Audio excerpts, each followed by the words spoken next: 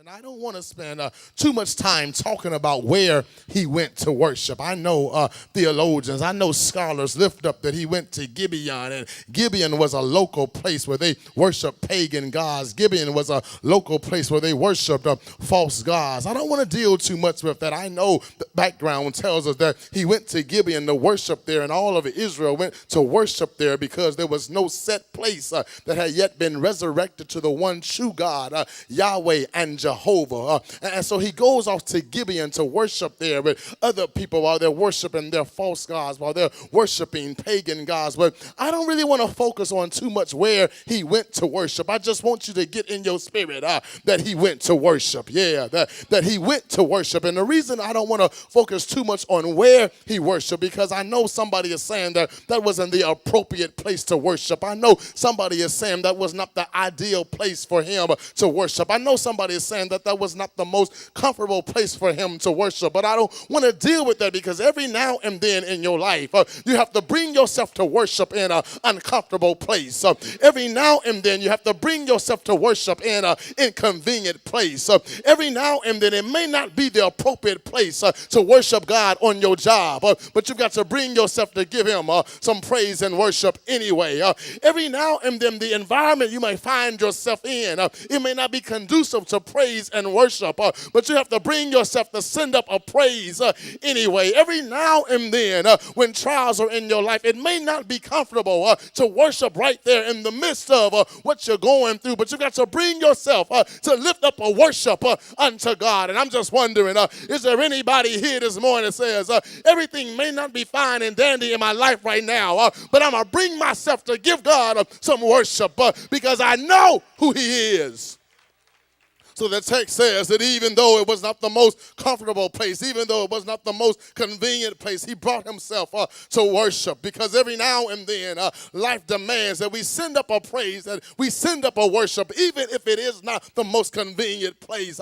I know that you just come out the club and perhaps somebody else got shot, but the fact that you've come out and you say that I've been spared, says I know other people are looking at me, but I'm going to send up a praise, I'm going to send up a worship right now because God has been watching over me. God has been keeping me. And so I'll send up a praise. I'll send up a worship even in the midst of an uncomfortable setting.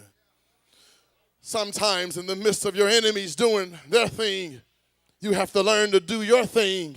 And when you do your thing, God will grant you anything.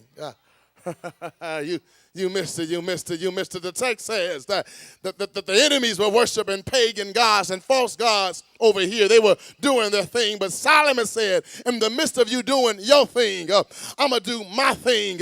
And then God's going to grant me anything. And that's what I've come to tell somebody, that in the midst of your enemies doing their thing, in the midst of your enemies laughing, in the midst of your enemies planning and plotting, keep on doing your thing. Because in the midst of you doing your thing, praising and worship, God will grant you anything. The text says in chapter 3, verse 5, that after Solomon had worshiped, God showed up. You missed it. You missed it. You missed it. I give it to you one more time. The text says that after Solomon worshiped, then God showed up. Y'all, one more time. The text says that after Solomon worshiped, God showed up. Oftentimes we want God to show up, then we'll worship him. But the text says that after he worshiped, then God showed up. And somebody, if you want God to show up in your life, I dare you to send up a worship right now. If you want God to begin to move in your life, I dare you to send up a worship right now. If you want God to make a way in your life, I dare you to send up a worship right now. Don't wait till the battle is over, but go ahead and shout right now. Don't wait till the victory is yours, but go ahead and shout right now. Don't wait till the breakthrough happens in your life, but go ahead and worship right now. Don't wait till healing is yours. Don't wait till financial breakthrough is yours. But while you're waiting, go ahead and praise him right now. The text says that after he worshiped, before God had moved in his life, before God had done anything for him, he sent up a worship, and God responded to the worship and showed up. If you want God to show up, you've got to worship him every now and then. The text says that he showed up in a dream. And I've come to tell somebody this morning that if you worship, not only will God show up, but he'll begin to show up in your dreams. He'll begin to give you sweet dreams.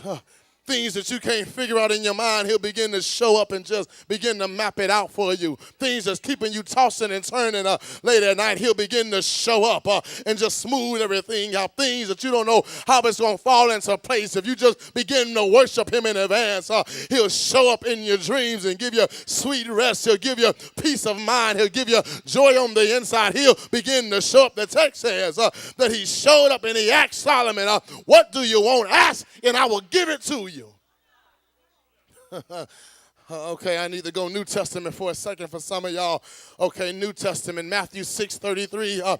Seek ye first the kingdom of God and his righteousness, then God will add everything else unto you. The text says, what do you want? Ask it and I will give it to you. And I know some of you, I'm going to lose you right here because I know you only listen to 102.3 on Sundays between 12 to 6. I know you only listen to Shirley Caesar. I know you only listen to Kurt Franklin. I know, but there's about 4 or 5 of us. Yeah, I put myself in a category that every now and then by accident, our radio station might go to a non-gospel station, and you might have heard of somebody called Rapper T.I. I know some of y'all won't know about him, but Rapper T.I. both said, baby, you could have whatever you like.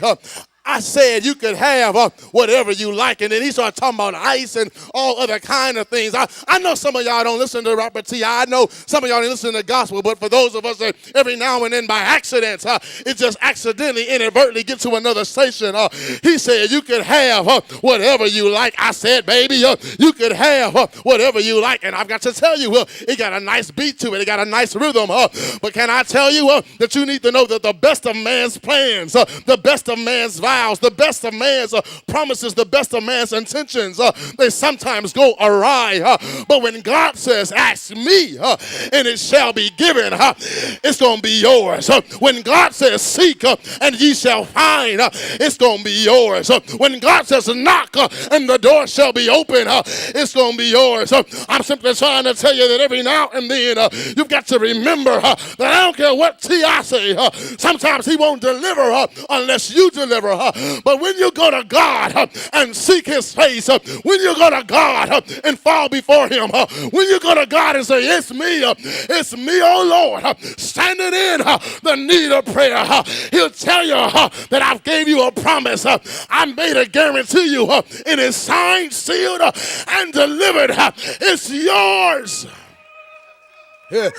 That was Stevie Wonder. Signed, sealed, delivered, and it's yours. Tell somebody that it's signed, sealed, delivered, and it's yours. That if you ask God in the right spirit, it shall be yours. God says to Solomon, because I've seen your worship, go ahead, ask what you want, and I will give it to you.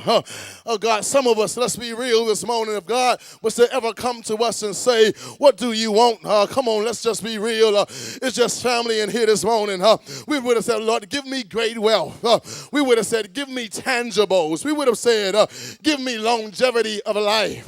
But the text says that Solomon thought about how good God had been to his father David. The text says that Solomon thought about what a privilege it was to sit on the earthly throne of God.